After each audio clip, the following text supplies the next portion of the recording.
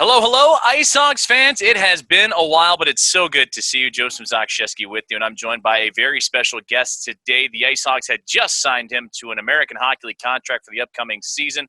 And forward, Mitch Fossier. Mitch, hello, how are you? I know it's unique times, and there's not a lot of hockey going on right now other than hopefully the NHL starting to pick up some pace and get back into a season for them. But how have you been, and how have you been holding up since the college season and career has come to a close? Yeah, kind of a strange end for sure. But no, I mean, doing well back home in Georgia with my family. So kind of hanging out, trying to train, and it's good down here, but places are more open than they were for sure. So getting back to regular living somewhat. So, but no, doing all well, healthy, family's healthy. So good. That's certainly a great thing to hear, too. And, of course, a native of Georgia, Alpharetta, Georgia. We'll dive into that in just a minute. Let's get to your college stats. You're coming out of college. You spent 4 years with the University of Maine, the Black Bears, helping them with their hockey program. Served as team captain last season. It was a career year for you in points as well. 128 points overall, but you had 49 points in your senior campaign. You went out on a high note, good sir. What was it like to wrap up that season? I know it probably wasn't the ending of the season that you would like to have, but to have that high point going now into your first pro campaign had to be a bright spot for you. Yeah, no, for sure. It was the season was a lot of fun, and I was fortunate to come into a team where we progressively got better every year. So, but my senior year, we had a really good team, and specifically our second semester, we were one of the best teams in the country. So, it was unfortunate the way that it ended, but a lot of good memories, a lot of big fun goals and games, and a great group of teammates that I got to spend my last year with. So, it was a lot of fun, and very thankful that I spent my 4 years at Maine for sure. Well, you scored a lot of big points, a lot of big goals in your time there against teams that were nationally ranked and looking to climb up the polls. Again, the season didn't end the way you wanted it to, but like you said, the team progressively got better. Did you feel yourself start to improve from, say, where you were maybe freshman year or sophomore year to how you ended up walking away as a senior?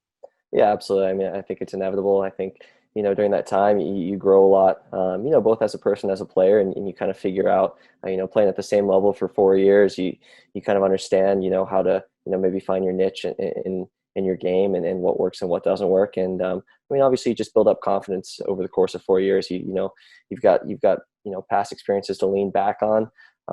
And I mean, just the way the college, layout is there's a lot of time for development. You only play so many games. So I was fortunate to have, good skills coaches and a lot of opportunity to kind of get better. So I think I grew a lot in my 4 years there. And again, I'm very thankful for that. The transition from college to pro is always a unique one. I'd imagine this summer even more so. Who have you been leaning on? Any connections maybe within the Blackhawks organization or the IceHogs, or maybe alumni players that you might be leaning on where to focus maybe on your on-ice training, your off-ice training, and what to expect once the hockey season starts up again? Yeah, I don't know. I think it's all over the map. I'm fortunate to have some, great past coaches who have, given me some good advice, specifically within the Blackhawks and IceHogs organization. I do know my dad actually has played some men's league hockey with Kevin Delaney, who's the one of the skills coaches over there, but he's played with him over the last, handful of years. So it's kind of funny how it worked out. So know him, and I've been able to talk with him. But outside of that, I don't really know anyone too well yet in the organization. But it was kind of just the conversations I had leading up to signing. But there's a lot of people around me that are good influences and have good advice and have kind of been through it, that have given me some good advice for sure. What have some of those conversations been like leading up to the announcement of your signing and joining the IceHogs organization with General Manager Mark Bernard, maybe even Head Coach Derek King? Any introductory syllabuses handed out to help you get acclimated to what life is going to be like once you arrive in the state line? Not too much. I talked with Mark before I signed, and he kind of gave me the layout of what it's like. And the most appealing thing for me was kind of the development process they go through. You put a large emphasis on kind of the way that they develop players through the organization, and I don't think it's like that everywhere. So that was super appealing to me, and I think there's some good opportunity to be had there right now for a player like me. So it seemed like a good fit, but. Outside of that, the Hawks just started doing their since they couldn't have a development camp this year. They've been doing some online Zoom calls with some guest speakers and stuff, which has been really cool. So had our second one of those today. But outside of that, there hasn't been too much going on. Well, going back coming to the state line isn't going to be a new experience for you. I was actually looking at some of your stats before you went to college with the University of Maine. One season with the Janesville Jets. That is, 20 minutes right up the road here from Rockford. So you know the Yeah. state line community pretty well. I don't want to call it a homecoming, but you're going to be more comfortable than most when you make your return to the area. Yeah, no, for sure. It is funny how it worked out. It's pretty close to Janesville. And my dad actually grew up in Chicago, in Palos Heights. So I'm no stranger to Illinois and the Chicago area. I don't think I've ever been to Rockford, but definitely have some connections around there and some friends not too far away. So it'll make the transition a little easier for sure. Well, it'll be certainly exciting to see you back up there. I know there's going to be a lot of Janesville families and fans that are going to come down to Rockford to see you take the ice here once again. Well, speaking of fans and family, what can people expect to see when you're on the ice? How would you describe your game? Where do you find your strengths? And now that you have maybe a longer summer than you want, where are your weaknesses, if you will, and what are you looking to build off of and improve upon?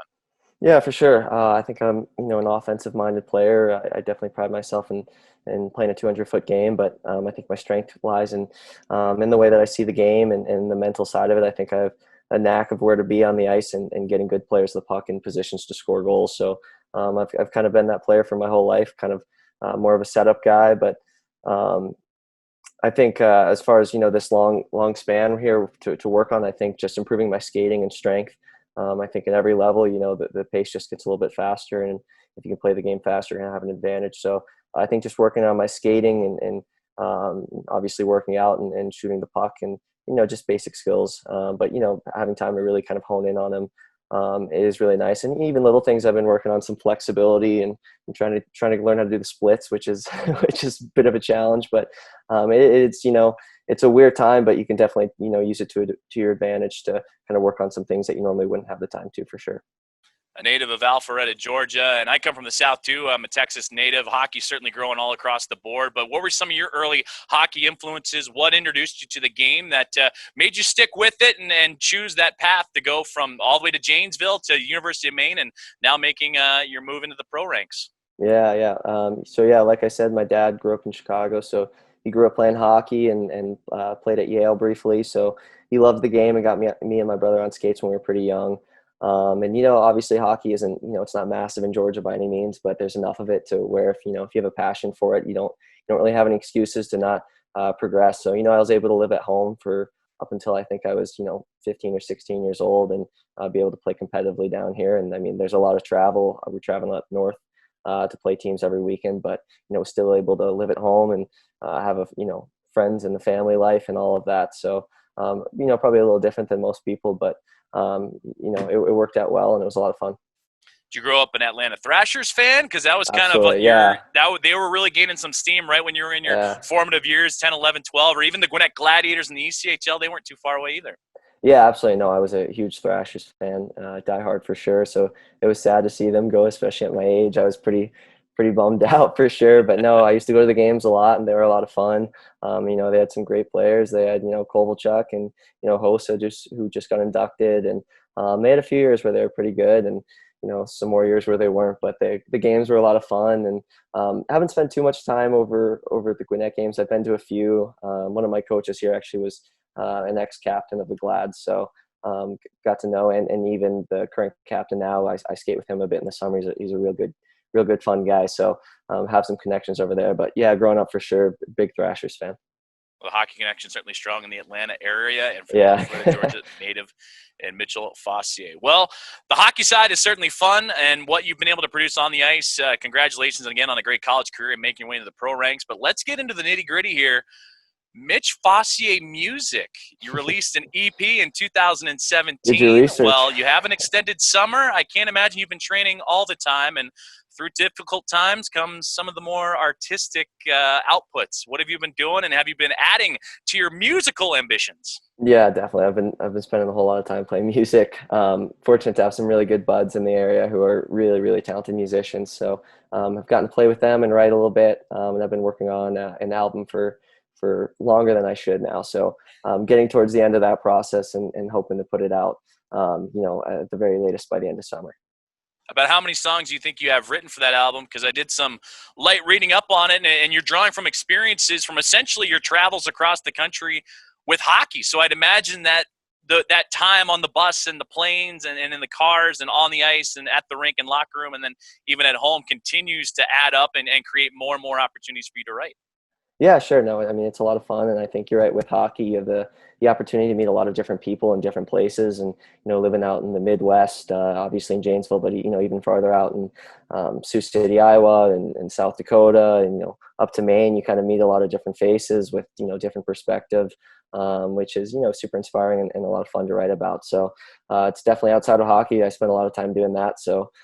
It's definitely been a good release for sure too. I think the two play off each other well. They're very different. So when one gets tired, the others will maybe a little more exciting and vice versa. Well, I know for our fans, we'll definitely be posting up some links to where to find you and how they can listen to you. For you, who are your musical influences? What can we expect when we tune into Mitch Fossier music? I think it's all over the board, but a lot of singer songwriters. Maybe some of the singer-songwriters I like aren't maybe widely known, but maybe the more prominent artists. I grew up a big Killers fan, Strokes fan, love the Head and the Heart. Um, I mean, some of the more subtle singer-songwriters, Gregory Alan Isakov, Noah Gunderson, David Ramirez. I'm of course spacing on probably 10,000. I'd have to look through, but you're putting me on the spot here. Well, Mitch, again, thank you so much for joining us. Welcome to the Rockford IceHogs and to professional hockey. We look forward to getting you here to the state line. Please stay safe, and until then, we'll keep an ear out for any new tunes that might be, any new singles that might be floating around here in the coming weeks. Awesome. I appreciate it.